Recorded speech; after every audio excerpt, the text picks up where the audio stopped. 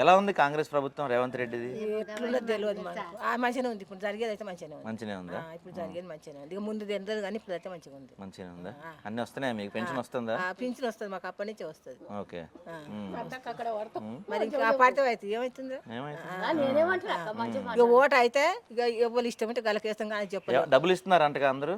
ఎవ్వరు ఇవ్వలే మాకు, రూపాయి ఇవ్వలే. మేము మందు తాగాం, సీసా అది తమసాపు తాగాం, బొబ్బరాలు తినాం, ఏది లేదు బిడ్డ మాకు. డబ్బులు ఇస్తే తీసుకుంటారా ఓటుకి?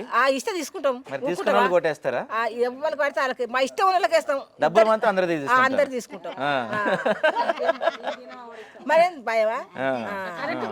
అంతే మరి, కరెక్ట్ మాట. అంతకుముందు మొన్న ఎలక్షన్స్ అప్పుడు డబ్బులు ఇచ్చారా?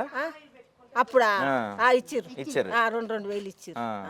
ఎవరు ఎక్కువ ఇస్తే వాళ్ళు ఓటేస్తారు, లేకపోతే ఎవరికైనా ఎక్కువగా తక్కువ కాదు, ఎక్కువ ఇచ్చినా తక్కువ ఇచ్చినా ఇష్టం ఉన్న వాళ్ళకే వేస్తాం. అంతే. కానీ తీసుకుంటారు.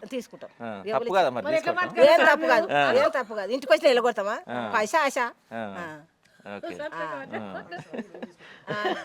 అంతే మరి.